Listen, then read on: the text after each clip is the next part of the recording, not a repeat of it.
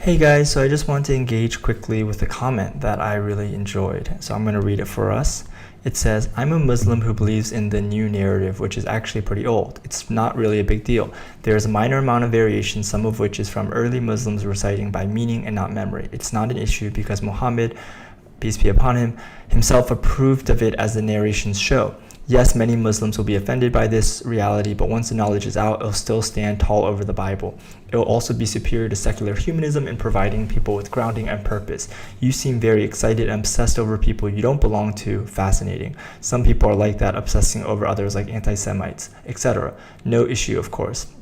A few Muslims will get perturbed and annoyed, and some will apostatize, but whoever does will have replacements, and we aren't going away anytime soon, and neither are the core tenets of the faith and principles. Have fun with your short term on earth. It's your paradise compared to where you're headed.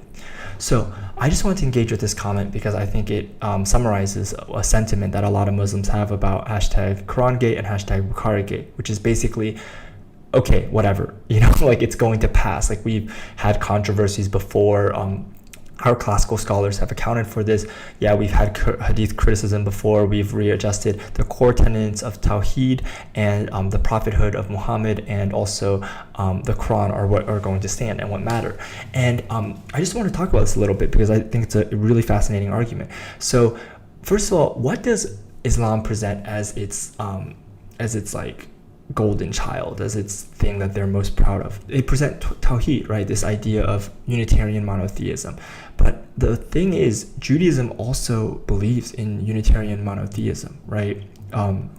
They have the same concept of the divine, right?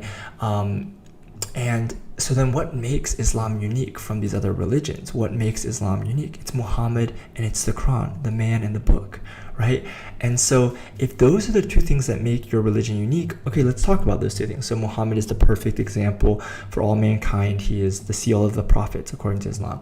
And then you have the Quran, which is the preserved, uncorrupted book. But what Qurangate is saying is actually, wait a minute, this whole narrative that you've been told isn't exactly true. And I really thought it was so fascinating. She's right, or he, Rania, I'm not sure. This person is right. Like classical scholars have talked about this, about the Quran and the problems in its preservation, but it's never been talked about publicly to all the Muslim masses, right? It's always been sequestered away in an ivory tower. And not only that, it's now being talked about in a way where you're also seeing pre-Uthmanic manuscripts, right? I don't think Al-Jazari and Al-Tabari had access to the pre-Uthmanic Sana manuscript when they were having these debates, right? They didn't have access to that. And I don't think, as more manuscripts come out, these questions and these holes and these unanswered questions are going to keep piling up, and the doctrine of the Quran's preservation is going to keep having to evolve until you get to a point where, what is preservation? Is it just meaning? If you just believe the meaning is preserved, is that good enough? Is a dynamic Quran, the way Mufti Abu Layth says, is that acceptable?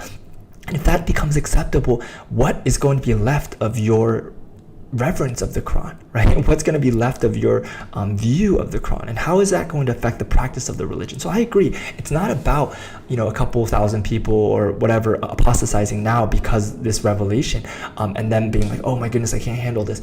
It's about the evolution of the doctrine of the Quran and how people are going to view the Quran in light of the continued historical criticism. So I want to make that clear to that commenter. And the second point about Bukhari is, this is how you get liberal Islam, right? This is how you get human Islam, right? Where you have Mufti Abu Layth saying things like, oh, smoking marijuana, is that haram or not? Like, oh, Aisha was 19 years old. All these things are changing, right? Based on your reading of Bukhari, based on your reading of the Hadith, based on your theology, based on your paradigm of what Hadith you accept and why.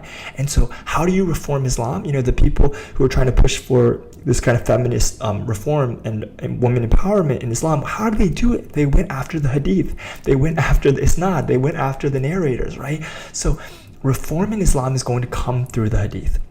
And what we're going to see with Bukharigate is these questions are going to be asked, like, what do we actually know about Muhammad, and what do we actually know about Islam, the way it was practiced, and what actually is Islam? And then what we're going to find is people are going to deal with that how they want. You're absolutely right. I'm not saying that Islam is going to collapse. I don't think, it's a very, very large religion, a very robust culture, and very, very, very important to millions of people. But the question is, how is it going to change? And the way it changes is going to be just as important, because for many people, if it changes too much in certain directions, it's not even going to be Islam anymore. Okay, guys, please leave your comments down below. I would love for Rania, whoever that person is, to interact again. I really appreciate it when Muslims comment. I really appreciate that, because it just brings such a different perspective, and it really helps me to understand, what's going on. So thanks so much, guys. Would love to hear your comments, and I'll talk to you guys later. Bye.